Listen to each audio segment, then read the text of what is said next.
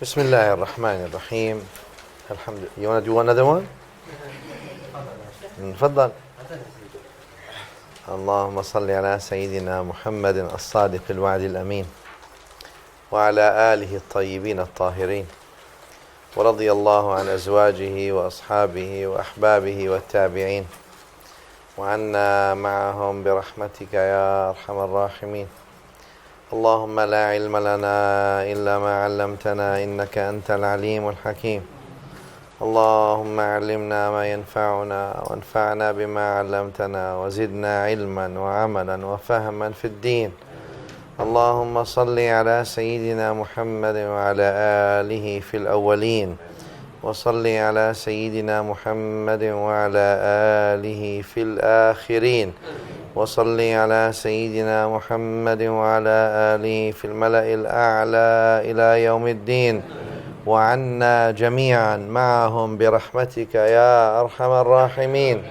اللهم صل على سيدنا محمد وعلى آله طب القلوب ودوائها وعافية الأبدان وشفائها ونور الأبصار والبصائر وضيائها وعلى آله وأصحابه وأزواجه وأحبابه وسلم. اللهم صل على سيدنا محمد صلاة تغفر لنا بها جميع الخطيات تمحو بها عنا جميع السيئات تكتب لنا بها جميع الحسنات. اللهم اغفر لنا وارحمنا ولا تؤاخذنا واهدنا وعافنا واعف عنا. وصلى الله على سيدنا محمد وعلى آله وصحبه وسلم تسليما كثيرا. Allah, Allah, Allah, Allah. Alhamdulillah. Alhamdulillah that Allah Ta'ala gave us the opportunity to come together and remember Him and His Rasul Sallallahu Alaihi Wasallam. A lot of people have always questioned the faith, from within the faith and from outside of the faith. And their questioning was from outside, saying, well, that's a set of belief. They look at religion from a philosophy point of view versus theology point of view. Philosophy talks about religion. Theology lives the religion. And there's a difference. That's why, you can go from Aristotle and a lot of others, Schopenhauer and Nietzsche, who learned from him recently, and you go back even Kant and Sartre and many of these people. They've talked about religion a lot. Many of them talked about religion, but they talked about religion, and that's philosophy. Religiosity or religion or theology is actually experiencing religion, not talking about it. You may talk about it and know all there is to know about it, but you haven't really lived it. Among the dangers that we face today is the shift from theology to philosophy. So we no longer actually live our faith. We talk about our faith. We don't live the love of Allah Ta'ala. We talk about the love of Allah Ta'ala. We don't live the love of Rasulullah Sallallahu Alaihi Wasallam. We talk about the love of Rasulullah Sallallahu Alaihi Wasallam. We don't live the love of the awliya. We talk about the love of the awliya. And there's a serious problem in this notion, because now we're becoming philosophers. We're not becoming a community of faithfuls the way we're supposed to be. Ya ayyuha alladhina amanu. And that's why Al-Quran Al-Kareem asks us addresses us, Ya ayyuha alladhina amanu, rather than anything else. And I mentioned a couple of days ago when we talked about that, especially when they asked me about the youth. They say, what's with the youth? How come the youth are not close to Islam? What's the problem with the youth? There's a couple of issues I mentioned, and I'll mention them to you again. Number one, religiosity in general is receding in the whole world. Not just with Muslims, with everybody. You can argue many things for that. Increasing secular societies, materialism, the things that are just today, the global values that are meant to actually replace any other values. That's why it's not about people eating the same or having the same work ethics or having the same or dressing even the same, because that's what we do nowadays, all of us. It's actually beyond. It's about people thinking the same mental frame. So, I mean, there's good and bad to that. We can talk about that later maybe. But there's good and bad to things like that. Obviously, if it's a good thing you're borrowing from others, that's a good thing. But it's dangerous to turn human race into robotics. Soon that all will be replaced by AI anyway, artificial intelligence, which today scholars are promising. I read in one of the reports that they will not develop artificial intelligent machines to kill human beings. They're promising that because it's a weapon. Obviously, as you know, it's a lethal weapon of war. You develop machines like that that are designed to be in war, to go and just kill whatever, and it's indestructible. So they're promising that artificial intelligence will not be used to destroy or to kill people. Now, I mean, how much you want to take that promise? Can you take it to Bank Rayat? I don't know. Well, maybe there's no more money in that bank anyway left, so...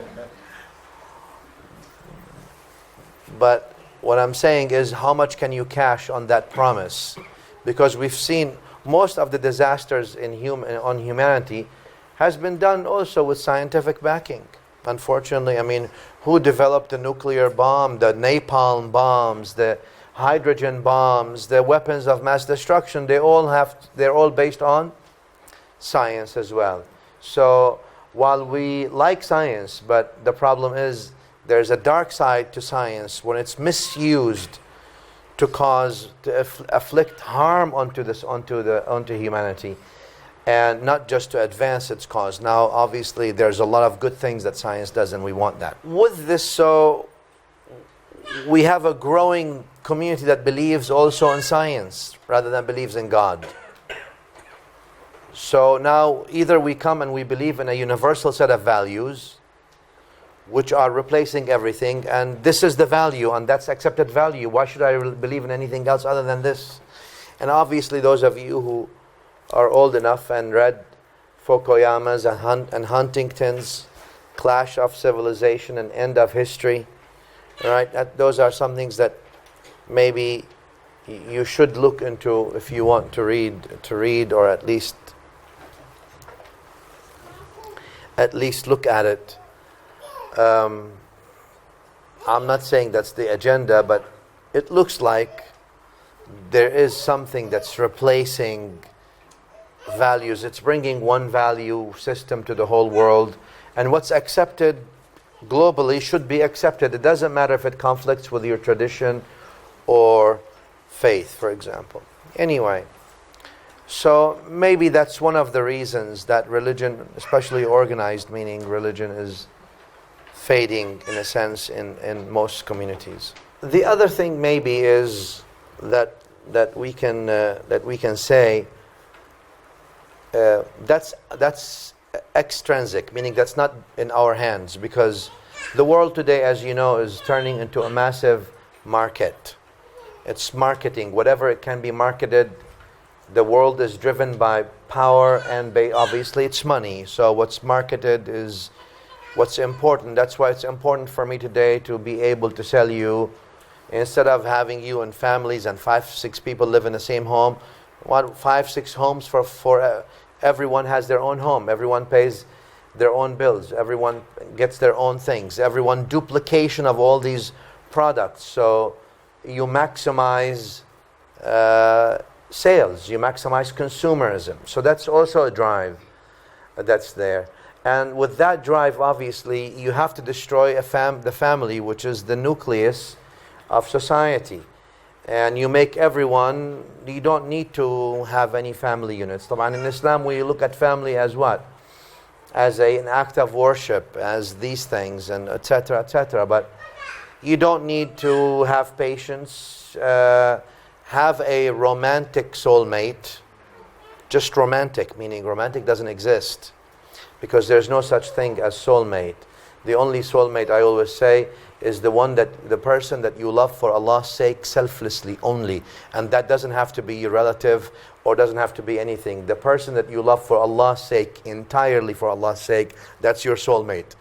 Because you will be with them in the dunya, you will be with them in the akhirah, as the Prophet ﷺ promised you. And those are the true soulmates. Other than that, there's body mates. Absolutely.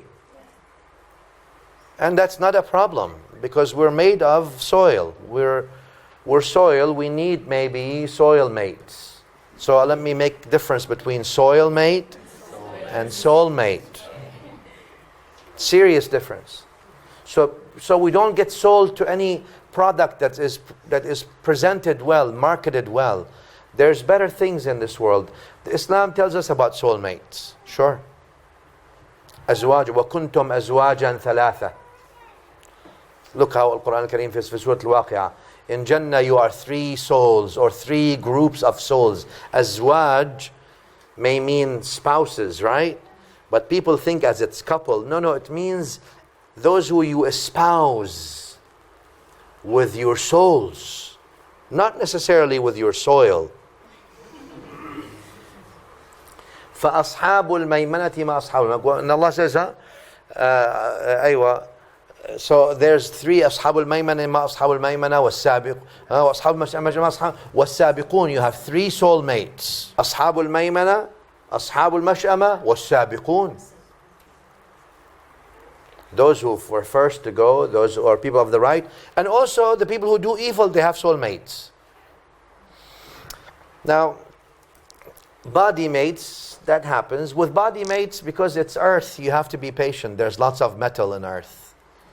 Right? There's iron, there's magnesium, there's copper, it's soil. So, you're going to take and you're going to see all kinds of metals in your body. Soil, it's what soil is. And therefore, there's going to be clash. And then, therefore, Islam says, all right, you got to be careful with that soil. Put some water in it. Right? That water of mahabbah, that water of rahmah. Water things down. Otherwise, there is no way. Everybody will clash with everybody. Because there is nothing that romantic soulmate that they sell. That's only in Jannah. It's not in the dunya. It is in the dunya also if you love people for Allah's sake. So that's the first thing that we need to sort of tackle today. That came to me, the difference between soulmate and soil mate. And most people, when they talk about soulmate, they're actually talking about what? Soil mate. They talk about soil mate, thinking of it as soulmate. It'll take them a few months to be disappointed. That soul and soil are not the same thing. There's absolutely not the same clarity, not the same transparency, not the same beauty even, not the same light, not the same love. Soul and soil. Soil is earth, soul is heaven. How can be the same? How can they be the same? All right. That's just so we can be realistic, because people after 3 months then thinking it's a soulmate and it turns out to be soulmate, they go into depression because they realize it really wasn't soul. I thought it was soul, it was soil. So we went down to earth. I thought I was going to heaven. But we were sold the wrong thing. Absolutely. And that's why Islam keeps it real, not ideal. Tells you, وَجَعَلَ بَيْنَكُمْ مَوَدَّةً وَرَحْمَةً, Allah says. If it's soul, soul is already love anyway. Why would there be anything else? But Allah tells us in the Quran, instructs us that in any relationship we've got to have 2 things. Mawadda, love, Rahmah, mercy. Love, so we can not see each other's imperfections all the time, because we're all filled with imperfections. And if you look at mine and I look at yours, that's all we see. But if we look at each other with an eye of love, we don't see our imperfections magnified as much. We close an eye. Sure, there are imperfections, but you know what? Love makes me not see them. Because I also have them. Rahmah, not to see imperfections, to forgive mistakes. Why? Because the only way you forgive is because if you have Rahmah. You say, okay, you know what? Here, you are granted my pardon, my Rahmah. Right? And that's how Islam puts it together. So we understand things. But because we want people to not actually be real. Consumerism, that's what it does. So it tries to maximize on these things. And unfortunately, that materialism, that focus on I, rather than also we're happy with we. Doesn't mean I have to share, doesn't mean I have to compromise, doesn't mean, but it means I have to coexist. And I have to love, and I have to give, and etc., etc. All right. The other thing is also the role model or the example.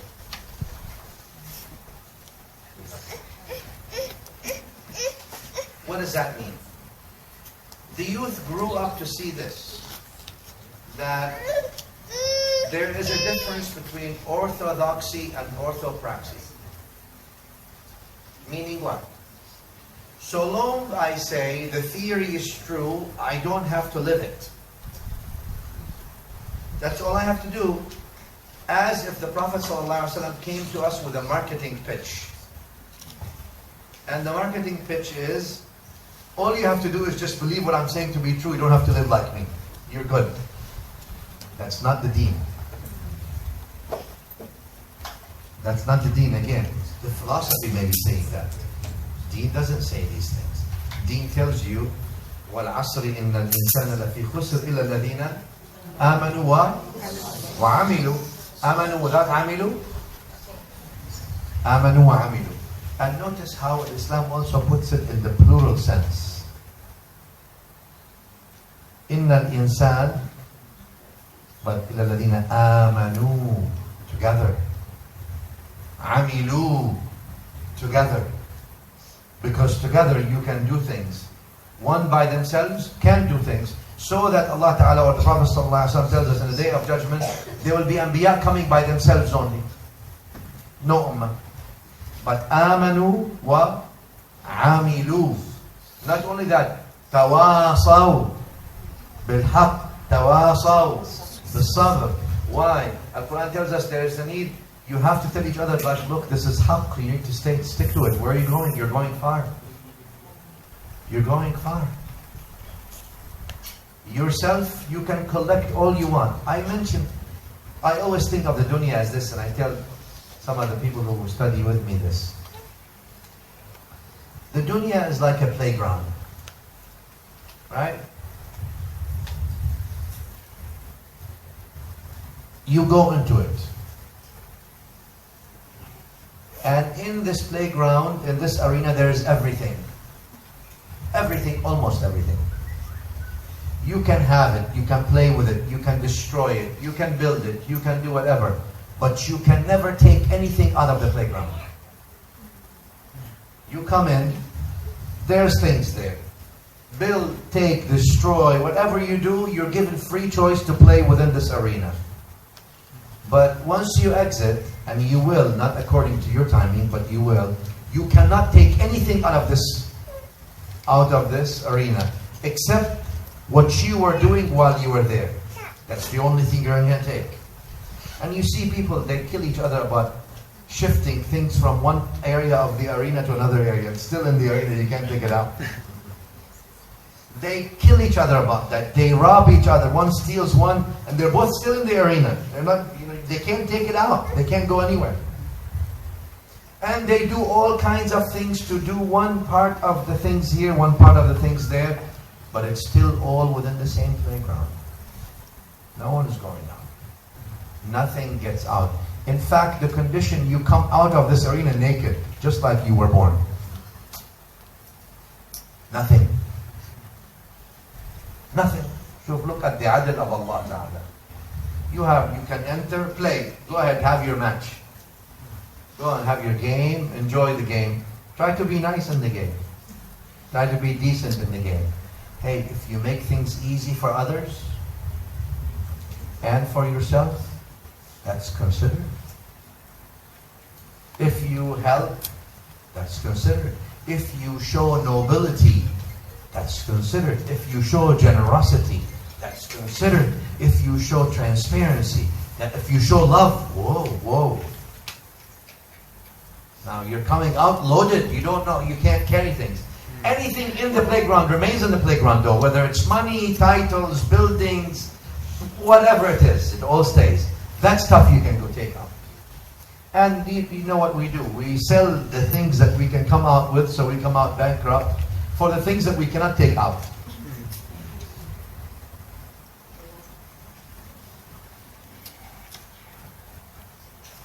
So what happened is, what we gave the youth an idea, because what happened is this: we evolved into a community who believe in their mind, but have stopped living in action the faith. We believe in it, but we're not living it. So we can say, we believe, but we don't live it. And therefore the youth grew to see these two paradoxical things. You can believe something, but you don't have to live it. In fact, you can live exactly the opposite and still claim you believe it. And that's why we are today where we are. So what did we do with our deen? We said, look, you believe in the deen, no problem. But, meaning we go ahead and do the salah.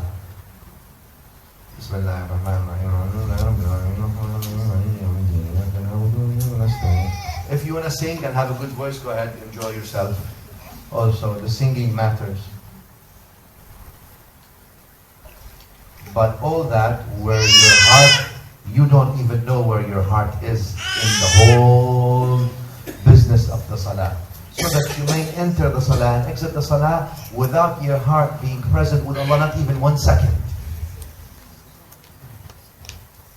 And you think, hey, alhamdulillah, I did my Salatul Dhuhr, Salatul Maghrib, Salatul Asr was perfect, mashallah, very nice. I read the salah, I prayed behind this big qari, mashallah. Oh, his voice was so good. Full. وحبيبي انت full يعني because your ears are listening to melody, or your heart was present with Allah. So also our happiness is no longer focused on where it's supposed to be. It's focused also on the outer rather than the actual thing, which is the heart. Therefore, love has become a word. Yani right now in Islam, obviously, you know, Nabi sallallahu alayhi wa sallam talks about al-mahabba, or al-hubbu fillah, or love. Hatta so much that Nabi sallallahu alayhi wa sallam, في صحيح Imam Muslim hadith, yani this hadith ought to really shock. Every time I read it, I don't believe it myself. I mean, I believe it, but I'm like, where was I? I'm still trying to catch up with it because it's difficult to catch up. وَالَّذِي نَفْسِي بِيَدِهِ لَا تُؤْمِنُونَ حَتَّى تَحَابُّوا أَوَّلًا. By him who has my soul with him, you will never believe until you first love. I know we memorized the hadith, we know the hadith. You will not believe until you love. Awwala. Awwala means first. First. Awwal. Awwal, you love. That's when you are a mu'min. So I don't care. You have a good voice, qira'ah, very, mashallah, very nice. You speak well, mashallah, very nice. You look well, mashallah, very nice. You, all these things. Awwala, and Nabi sallallahu alayhi wa sallam says, the first thing in Iman is love. And I'm not talking about mind, rational love. Like we love water, because I say I love water because it tastes good. Or I love, you know how we say we love things. Nowadays we use this word very conveniently to everything. Oh, mashallah, I love pizza. Okay, good, mashallah. Go ahead, enjoy pizza and all you want until you... I love. And usually all that love is love of the soil in you, not love of the soul in you. Because most of that love is actually soil-based. So fulfillment of soil needs. Whatever those soil needs are, they could be from whatever, from food to companionship. I enjoy your company. On a mind, intellectual level, mind is part of the body. Soil, I'm still on the soil level. Okay, mind is a higher level of the soil at least. Right? But still.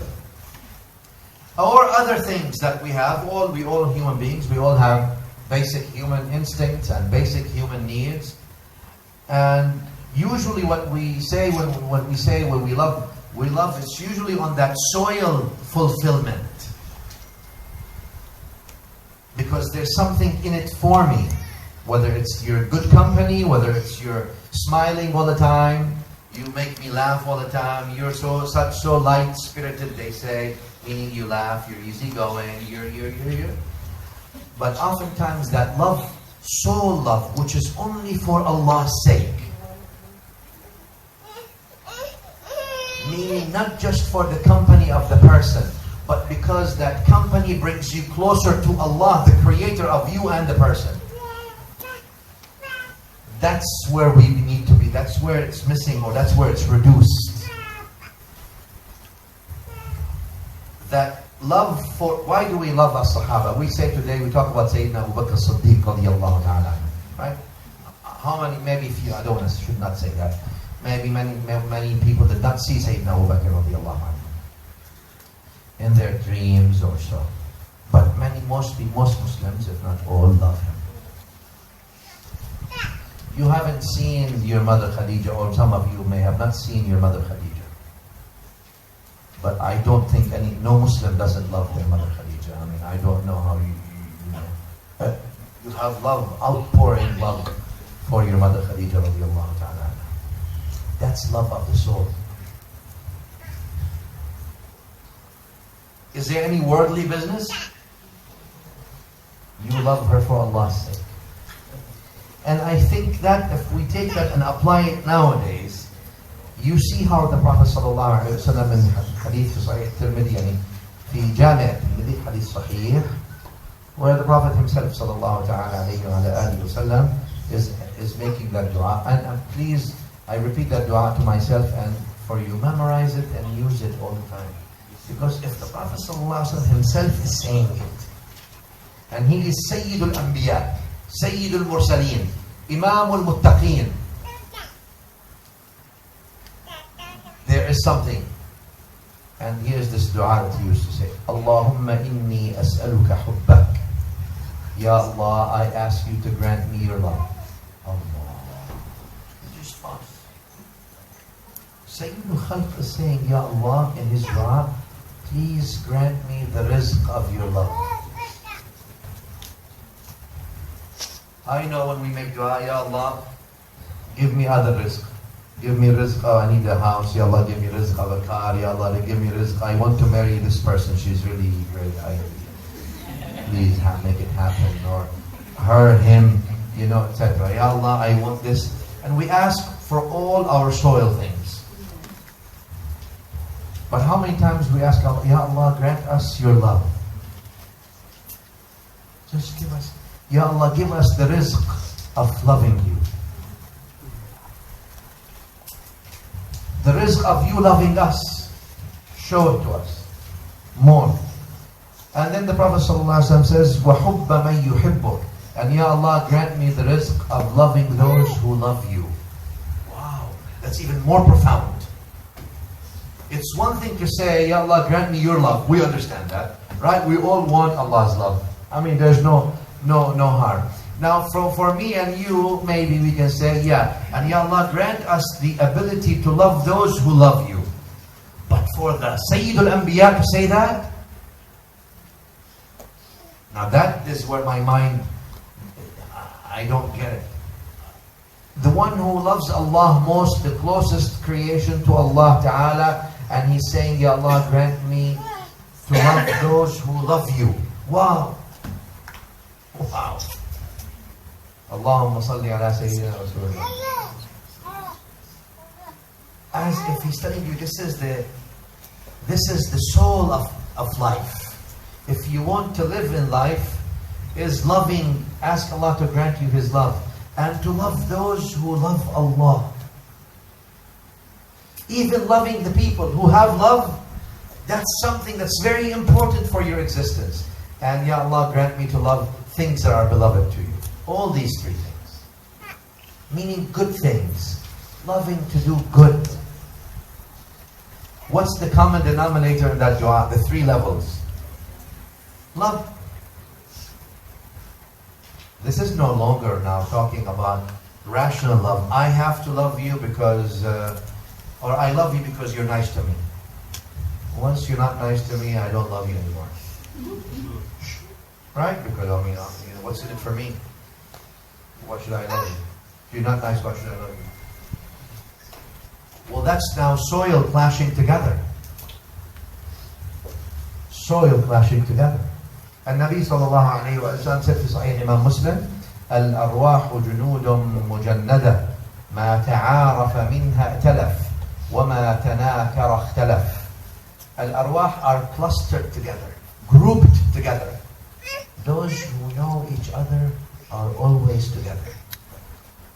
Those who don't, or those who don't are, those who are good are together with their souls. Those who do evil things are also clustered together in their souls. Today we go look for Allah Ta'ala in the masajid. We look for Him through reading certain litanies and certain awrad and wazaif. And we look for Him through doing the ritual ibadah. And we look for Him going to Hajj sometimes and Umrah. And we look for Him in places and structures.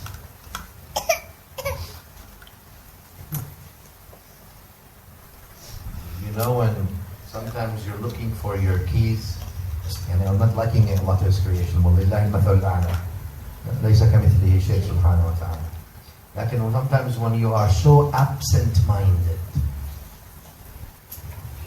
and you're looking for something that's in front of you and you don't see it, and you keep looking and looking and looking and you don't see it. Sometimes you see it, that's when you remember it. And sometimes you just forget about it because you never see it again. And Allah Ta'ala tells us in the Quran a small ayah which is profound. Bismillah ar-Rahman ar-Rahim. Nasu Allah fa'ansahum anfusahum. They forgot about Allah. Allah made them forget themselves. Meaning they may be talking about themselves, but they forgot themselves. Like they're talking about Allah, but they forgot Allah. There could be people talking about Allah all the time, but they don't know Allah. Like people who think they care for themselves. Only after 20, 30, 40, whatever years they find out that what? They don't even know themselves. They don't even know what happened to them in the past year, in the past decades. Where did all that go? Where was myself? I lost myself. Well, that's why there's, and unfortunately I travel a lot. It's not a good thing. I used to like travel when I was young. Can't stand travel. Only that I come and meet lovely people like yourself, that makes up for it. But always as you exit the airport, and you pick your baggage, next to the baggage there's a department, there's a big window, says what? Lost and... Usually people are lost first, then they're found.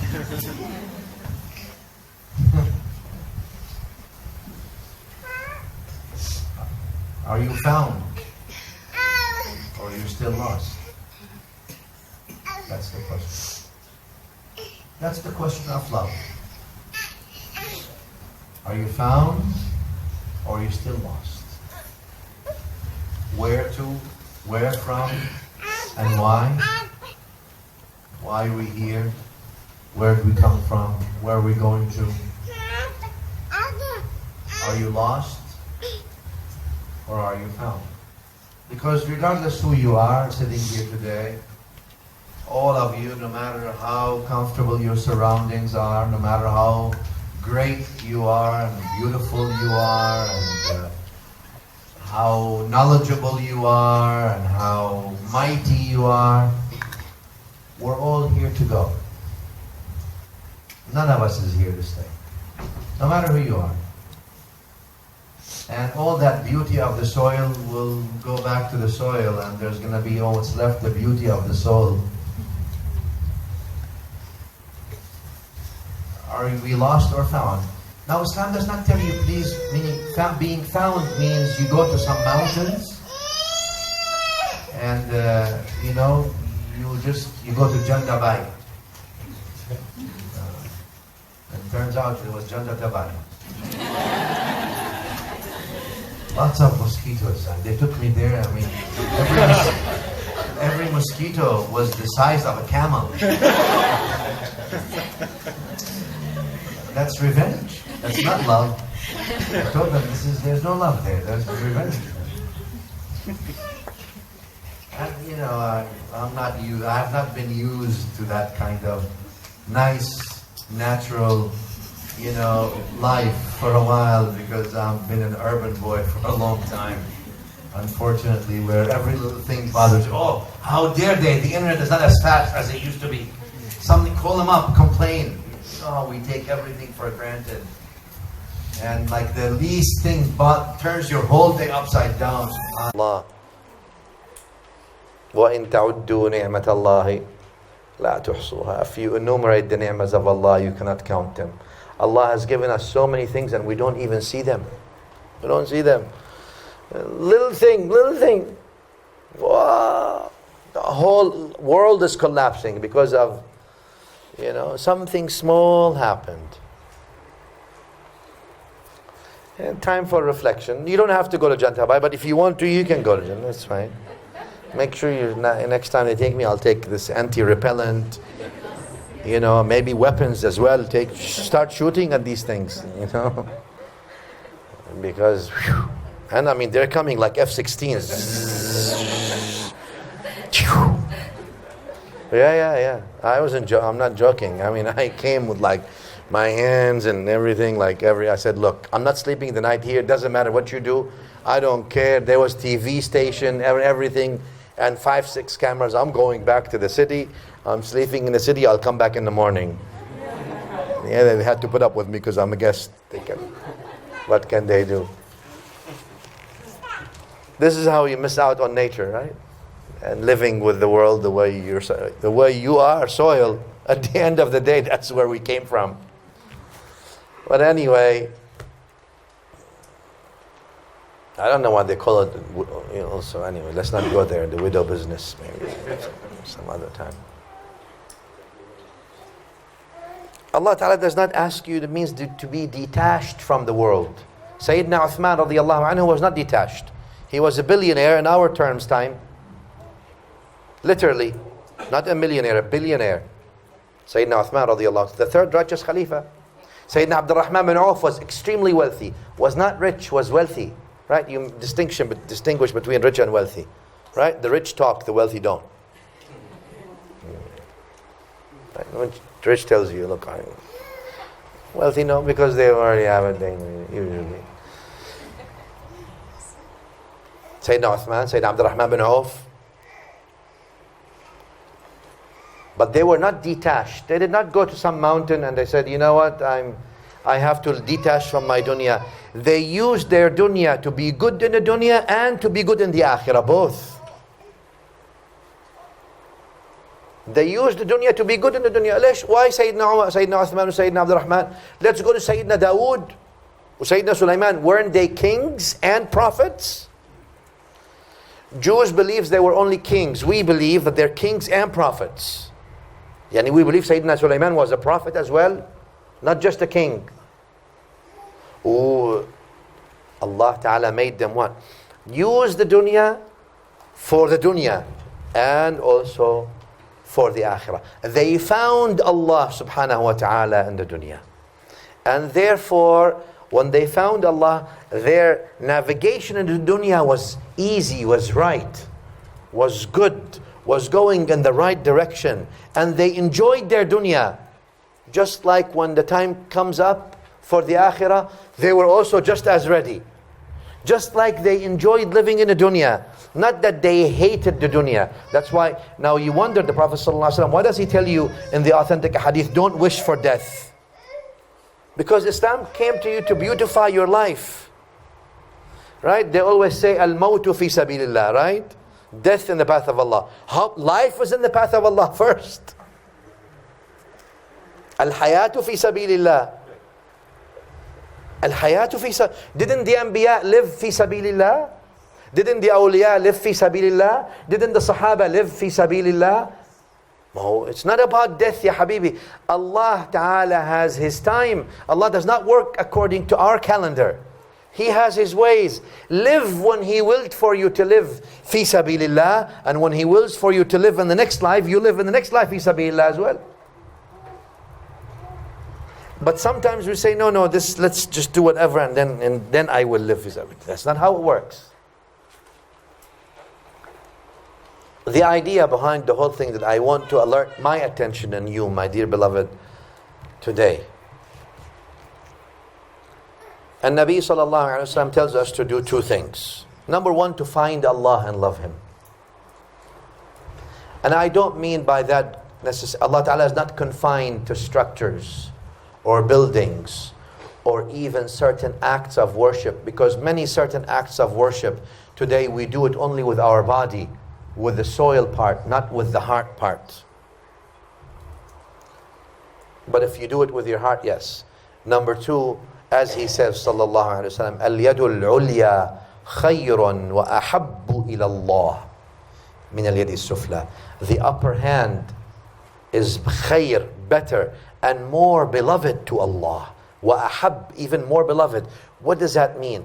The hand that helps, the hand that gives, is khayr wa ahab, and more beloved.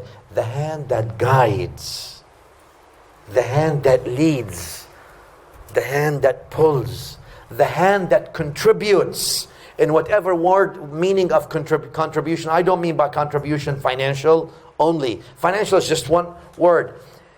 But contribution of time, contribution of effort, contribution of love. As if the Prophet ﷺ is telling the whole ummah, you have no option as a Muslim not to contribute. You must contribute as a Muslim. And if you have nothing to give, you have no time, no knowledge, no skills, no money, no effort, nothing, then your mere smile in the face of your brother is an act of giving. وَتَبَسُّمُكَ فِي وَجْهِ أَخِيكَ صَدَقَةٌ. You cannot not give as a Muslim. There is no such thing. You being on the deen of Rasulullah sallallahu alaihi wasallam, this is the deen of giving. You gotta give. Love, the least you can give is love. Allah gave you. There's no shortage of love out there. Allah is Al-Wadud subhanahu wa ta'ala. Al-Wadud, Al-Wadud, Al-Wadud. Al-Wadud means the all-loving Jalla Jalaluh. There's so much love. Take it, accept it, and channel it to others. Give it. There's no shortage of love in this universe. It's your willingness to embrace it and channel it through. It illuminates you, it purifies you, it makes you more transparent, makes you more Rabbani. وَلَكِنْ, Allah says, وَلَكِنْ كُونُوا رَبَّانِيِّينَ. But you should be Rabbani. Al-Quran says. What do you mean Rabbani? Ya Allah. Not just insani, Rabbani, higher level. Be Rabbani. Meaning, go beyond the call of soil. Beyond the call of soil. In Jannah, you'll be with your soulmates. And you know, soul is not related to soil in the sense, it's just connected to it now. But it doesn't have ethnicity or color or religion or language or race. Or soul is a soul that Allah put in your father Adam. It's all the same. Right? For a change now, well, anyway, soul is equal, but we just think that it's not, right? Soil is also equal, right? But we say, no, the dirt is not like diamond. Dirt and diamond are different. Okay, fine. If that makes you happy, good. I mean, you know that they've discovered that if you go about 120 miles in Earth, there's trillion tons of diamond just sitting there. That makes diamond as worth as dirt. They said all the tectonic plates, if you go just 120 miles, 100 miles deep, the furthest we've gone down is 12 miles or 12 kilometers deep. I don't know if you, I hope you're not, don't worry about that movie where they went to the core. Because some of them are looking at me like, oh, you didn't see that movie? No, don't worry about the movie. Don't get your facts from movies. I mean, sci-fi business, remember? But this is something I was just reading yesterday as I'm looking at the news. I have a habit of reading news, unfortunately, to get upset. You read the news, you only get upset. There's this killing, there's this war, there's this problem. That's why sometimes you need to go to Jandabai. Just get out there. You just have to make friends with the mosquitoes there. You know, maybe bring a white flag with you. Say, look, man, I'm not attacking you. Maybe bring something they can eat. What do they eat off of? I'll bring them food. Just see, here's some food for you. You eat that food, leave me alone. All right? I don't know. Maybe we can make a deal. But you need to go sometimes and I always say, you need to disconnect to connect. You have to disconnect to connect. You know, so on CNN, I think the other day, just 2 days ago or so, they said that research now shows there's at least 1 trillion ton of diamond just sitting. Just trillion. Makes it just as good as dirt anyway. But still we think diamond is worth more than just sodium or iron or whatever. Just because we place that value on it.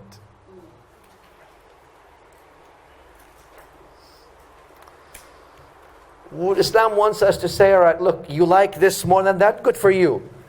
But remember, it's all the same.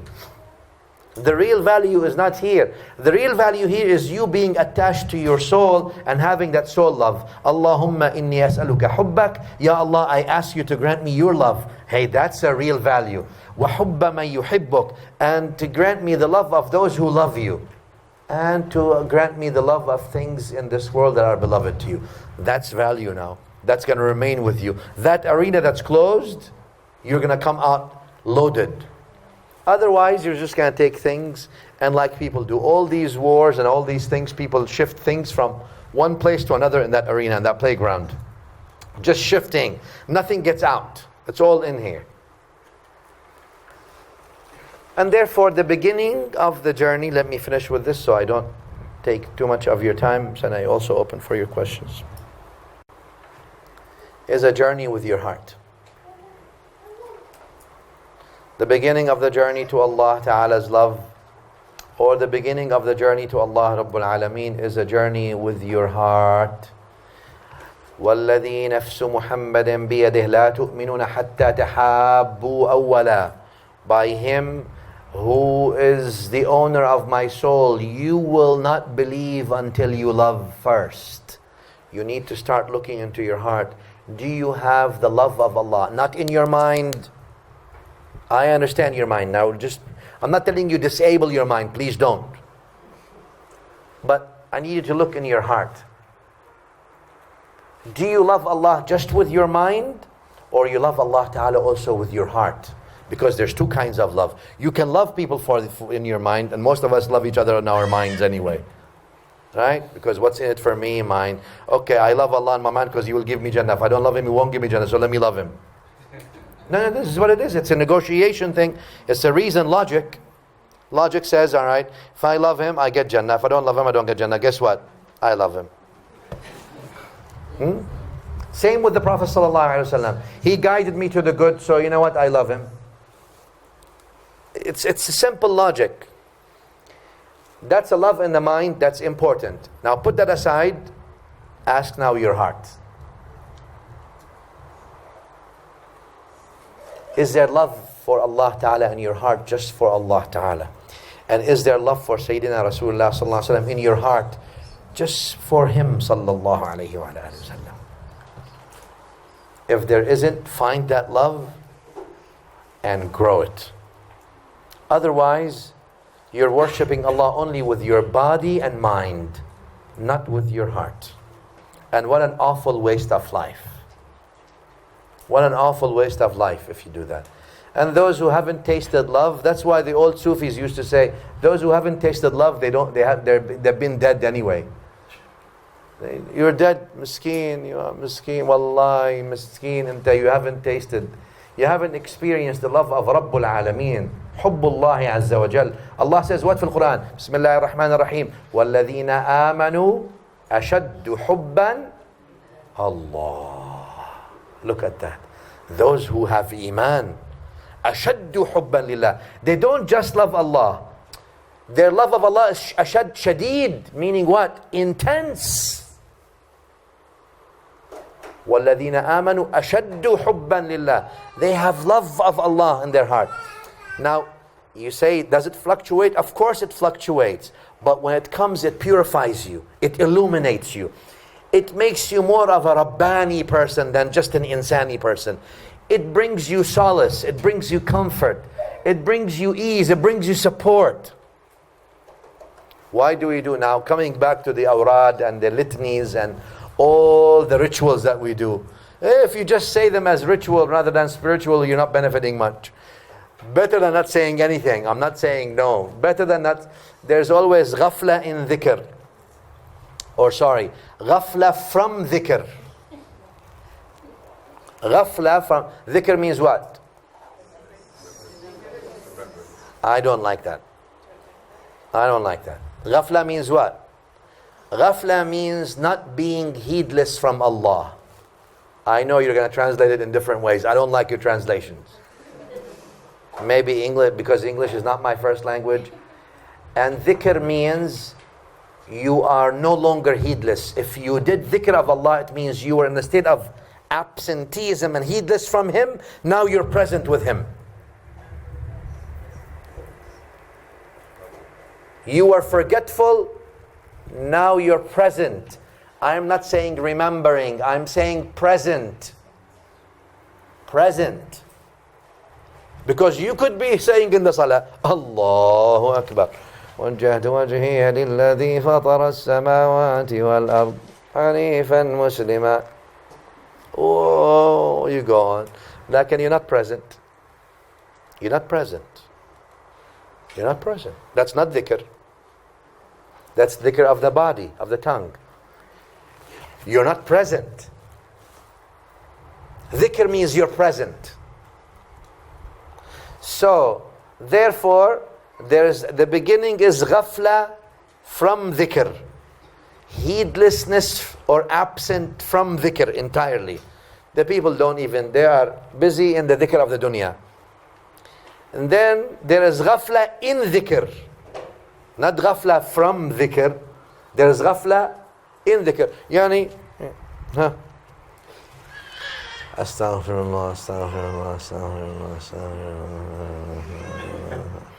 astaghfirullah, astaghfirullah. Oh yeah, I remember him. Astaghfirullah, astaghfirullah, astaghfirullah, astaghfirullah, astaghfirullah. Enter, you are saying astaghfirullah with your tongue, but your heart is what? I want to show him once we come out. Not present. This is ghafla in dhikr. So you're thinking you're doing dhikr, but you're in ghafla really. So first ghafla from dhikr, then ghafla in dhikr. And that's what many people do in their salah. Allahu Akbar, but they're in total ghafla. Meaning what? They are, while after they said Allahu Akbar, their heart is present with everything of the creation but Allah. Present with everything but Allah. And then their heart is not present with Allah subhanahu wa ta'ala. There's ghafla. Alright, the third degree is then they move from ghafla to presence. They're present. And after that, ghafla again, number 4. Yeah. Now, not ghafla from the Creator. The fourth is ghafla from all the creation, absent from all the creation. Because when you're present, you still realize that you're present with Allah Ta'ala. That you as a creation is present with Allah Ta'ala. And after that you move to absolute ghafla from everything including yourself, and you're only present with all you know is Allah. You don't even know that you're present.